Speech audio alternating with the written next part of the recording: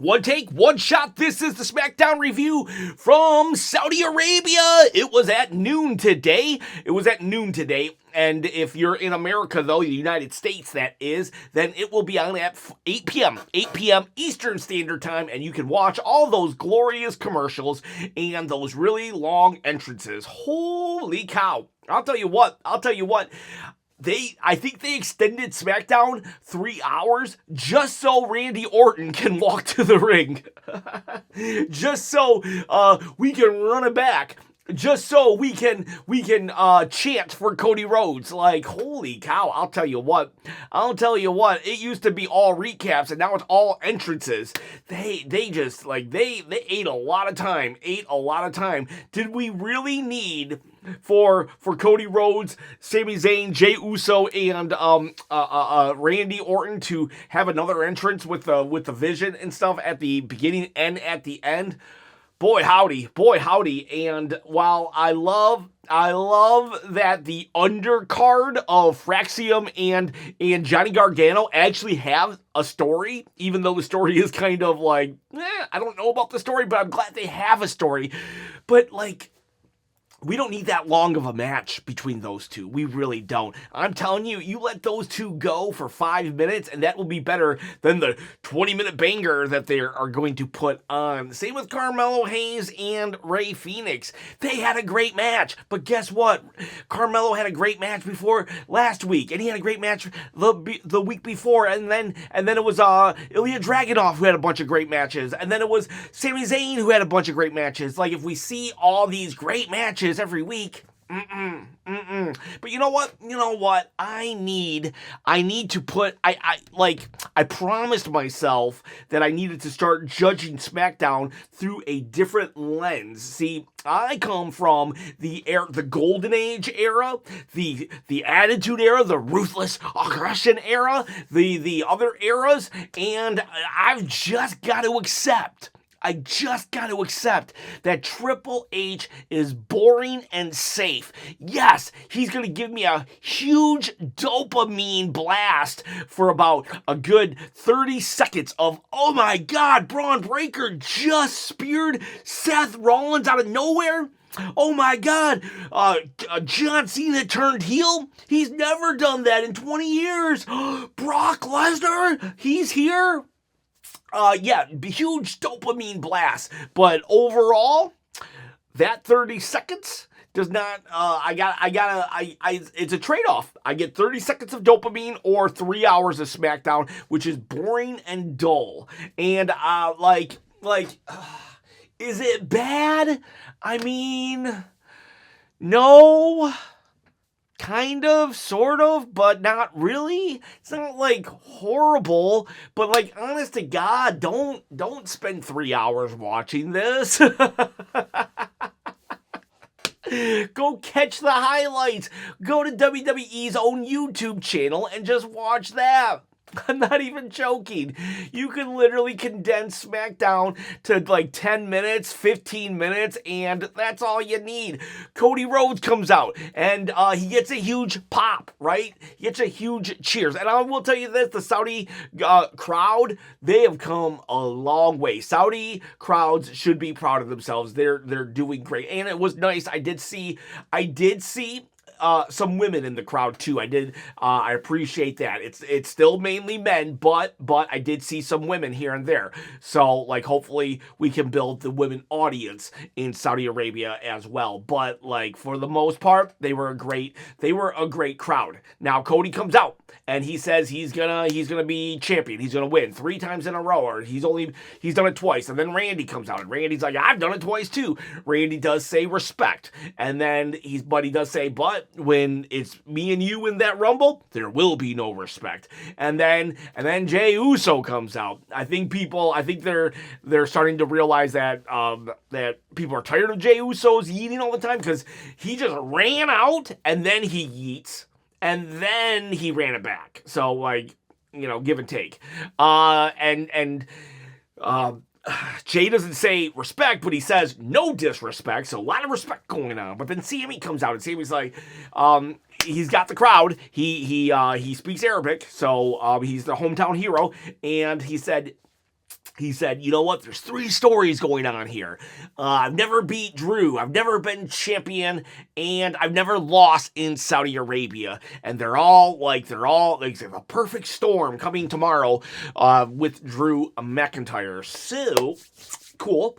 And then the vision come out, and they're like, you guys have no vision. That's the pot calling the kettle black, Paul Heyman. Your vision literally has, I don't even know what your vision is with the vision. Is the vision Braun Breaker gets to main event WrestleMania 49? Because that's kind of the only mission statement I've ever heard him say. Other than, Terminators will know the name of Braun Breaker. So, yeah. So, and then that leads to Nick Aldis coming out and saying, well, you're on SmackDown, so let's book a tag team match, playa. Respect. There's some respect for you. Put some respect on Teddy Long's name. But, yeah. So, if you don't know who Teddy Long is, he used to say he would either put everybody in a tag match, playa, or one-on-one with The Undertaker. The golden days of SmackDown. Maybe golden days. They were good days. They were good days for sure. So yeah, respect. Paul Heyman, Alt Mello, and Ray Phoenix already talked about it. What a banger of a match they had. Yeah, great match. Great match. Wish they would save these great matches for PLEs and just have this could have been an 8-minute match. This would have been an 8-minute match, and again, it would have just been way more intense and awesome and amazing had it been 8 minutes. And then I did like this though. So Ilya Dragunov, he's staring at the TV. Well, I liked it and I didn't like it. So Miz comes in, and Ilya's like, oh, why shouldn't I beat you up? Don't ask that question, Ilya. Just beat him up. But it was still kind of a cool segment where Miz was like, whoa. I was only doing what Carmelo Hayes. Carmelo Hayes told me to. I love that the Miz is such a hater that he's flat out lying that him and Carmelo Hayes are in cahoots. He just wants the worst for Carmelo Hayes, that he will just lie. Like, yeah, Carmelo Hayes and I are best friends, and he told me to do that. That's kind of hilarious. I just wish if they would have just worked it a little different. It's easy to complain. Let's fix it. So if instead of Dragunov giving Miz the opportunity to talk, we should have had the Miz. The Miz should just come up to him and say, whoa, don't. And Ilya should be just ready to go. And then he stops as, I don't know, the Miz is just begging, right? The Miz is just begging, and he stops because he's on his hands and knees, and he's such an honorable gentleman that he wouldn't attack a man on his hands and knees. And then we have that segment. So if they would have just worked it, Ilya should have attacked on sight, but Miz could have still got him to not. But yeah, Miz being that kind of hater, that's amazing. That is absolutely amazing. Okay, so then we do, and they will have a match later. And I liked this match. It was still probably too long, but what I liked about it, it was just kind of weird to see it, to be honest with you, because it's like, this is a cool, it was just weird. It was just a weird match that I didn't think I wanted to really see. I wish the Miz would have, I wish something would have happened where the Miz didn't have to lose. I understand why he did lose. I liked the match. It was just a weird pairing. It was almost like a tournament match where two dudes who would never really feud with each other are fighting. And, but yeah, they pretty good chemistry too. I liked this match right here. But then we go to Drew McIntyre. He talks, he says that he's going to beat Sami Zayn, okay? We had Shinsuke and Tama Tonga, they talk smack. We're advancing that storyline a little, and I do appreciate this, all right? These storylines are very barely bare bones, but there's at least something there, and I hope we do build upon this. Sometimes you gotta like crawl before you can walk, and walk before you can run. There's been no storylines, so maybe this is like a crawling storyline, and yeah, but Tama Tonga actually spoke, not just did his yeah. And he was basically saying, hey, I saw your retirement. I saw your match against AJ Styles. Maybe we should do a sayonara tour. So that was kind of funny. And they got a lot of history going back to New Japan. And it looks like that they're going to finally meet up. I still don't know why Tama Tonga was eyeballing the U.S. title for so long and they didn't do anything with it. But at least they're doing something with Shinsuke and Tama Tonga. I appreciate it. I do appreciate it. We had Rhea, Io and Rhea. I'm gonna win. We're friends, but but we can overcome this and we will still win. And then Lash Legend. Someone else came. Three-time champion. She wants to be a three-time champion. Julia and Katana James, they come in. They say they're gonna win. And then Lash and Nia come in. They say they're gonna win. And then they're all arguing. And then we cut. And Michael Cole's just like, oh, those everybody just wants to win that Rumble. We also had Jordynne Grace say that she's gonna win the Rumble, and then Jade's like, "You're not gonna win the Rumble," out of nowhere, and then Jordynne at least punches her, right? But the problem is, I think all the writers pat themselves on the back, Barry Horowitz style, when they do something like that. They're like, what if, hear me out, guys, hear me out. Let's have Jade get in her face and talk some smack, right? And then everybody's like, oh, well, what's gonna happen next? And then, the Road Dogg, oh, you didn't know? What if we then had Jade attack? And then it's like, what? You mean Jade attacks? Oh my God, that's their idea of a storyline. That's compelling TV. It's like Jordynne Grace then attacks. It's like, and then what happens? And then they fight until we cut off screen. And everybody's like, wow. And then they just repeat that storyline like twice in the same episode and then twice every week following. It's like, that's not a story, guys and gals. You can do that every once in a while, but it's not a story. It's like that is like the bare minimum, almost the bare minimum storyline you can do. Just have her attack her. And then when they cut away to Wade Barrett and Michael Cole, they almost no-sell it. It's like, that Jordynne Grace has a lot of gumption. It's like, come on.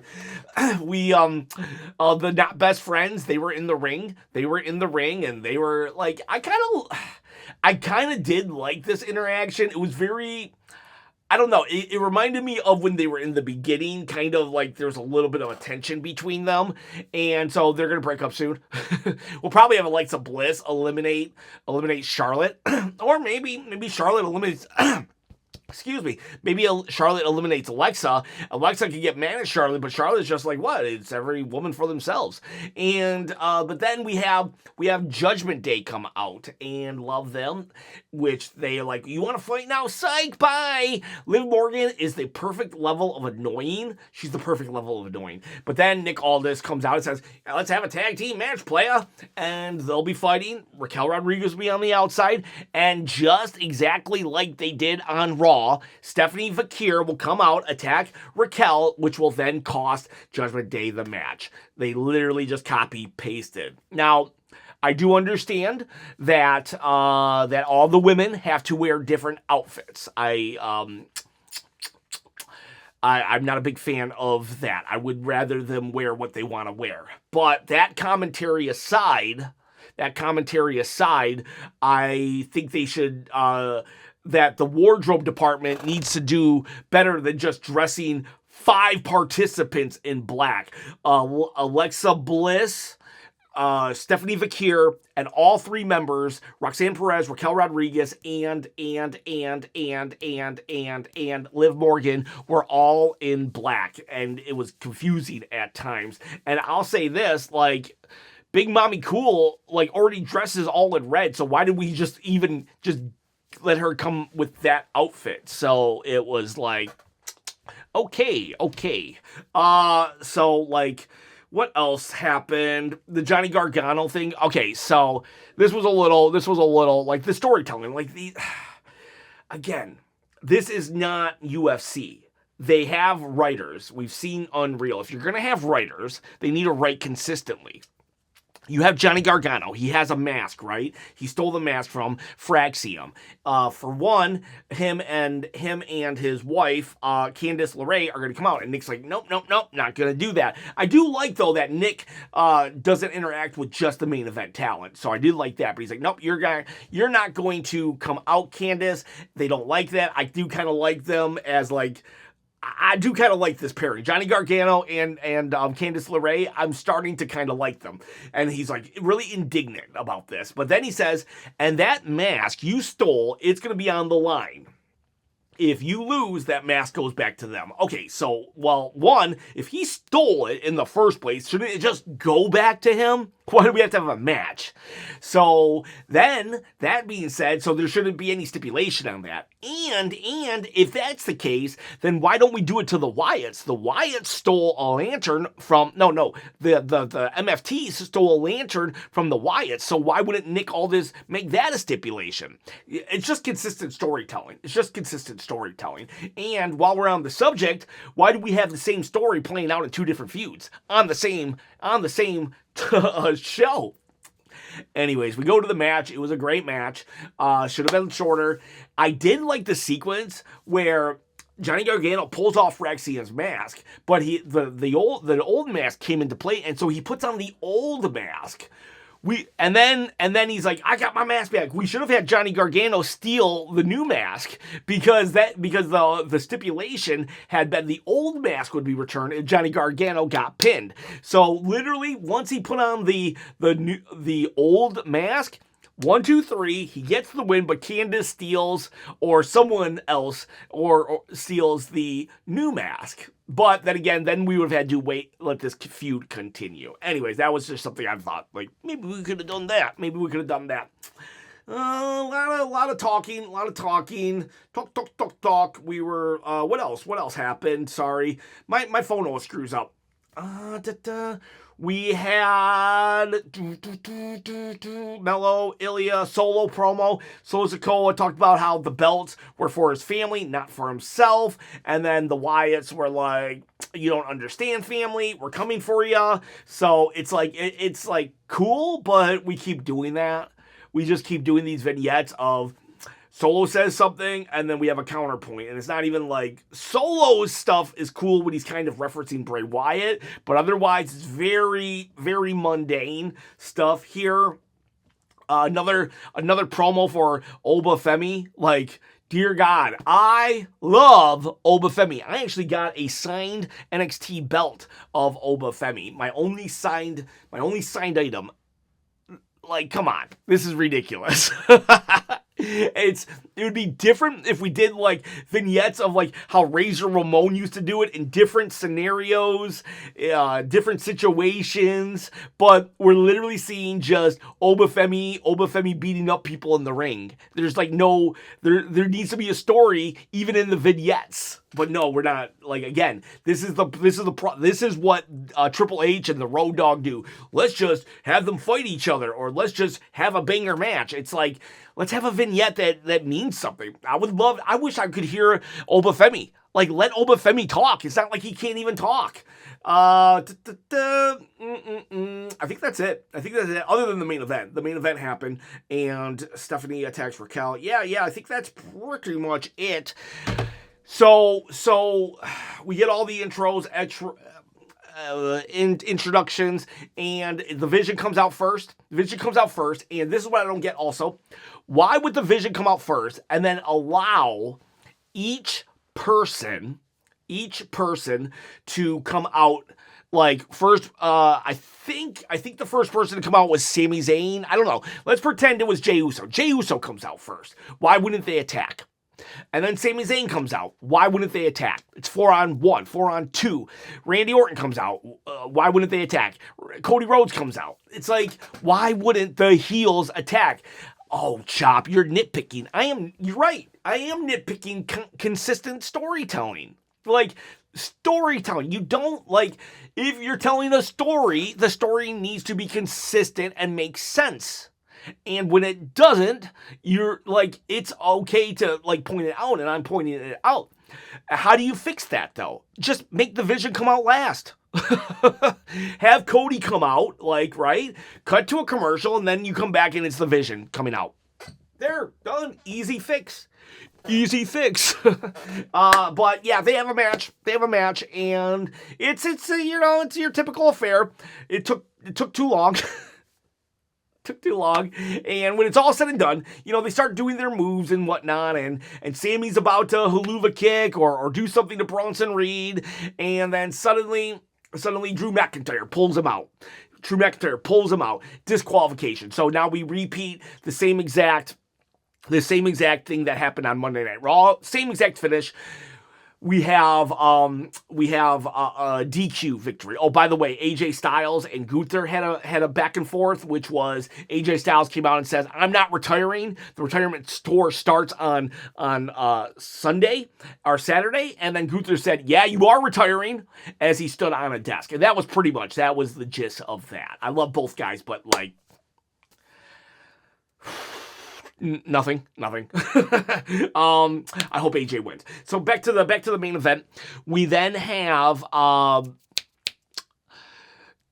Drew McIntyre. He repeats the disqualification outcome of Monday Night Raw. He starts to beat up Sami Zayn, but then Jacob Fatu's music hits, and Drew's ready for him, but Jacob attacks from behind. Attacks from behind. They're outside, and then Cody sees Jacob, and Cody attacks Jacob, which then allows Drew to attack Cody. He gets back in the ring, but Sami now has the advantage, and he overcomes Drew McIntyre, which is good because hopefully that means that Drew will win. But so he picks up the belt, but then Cody picks up the belt at the same time. Oh my gosh, is Sami gonna win? Is Cody gonna win the Rumble and pick Sami, and they're gonna have to fight? Double spear, and that's Braun Breaker double spearing, and that's your show. Tomorrow is Royal Rumble. How many chops?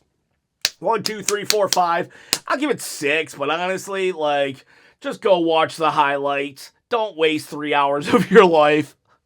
It wasn't bad compared to today's product. How about that? It wasn't bad compared to today's product.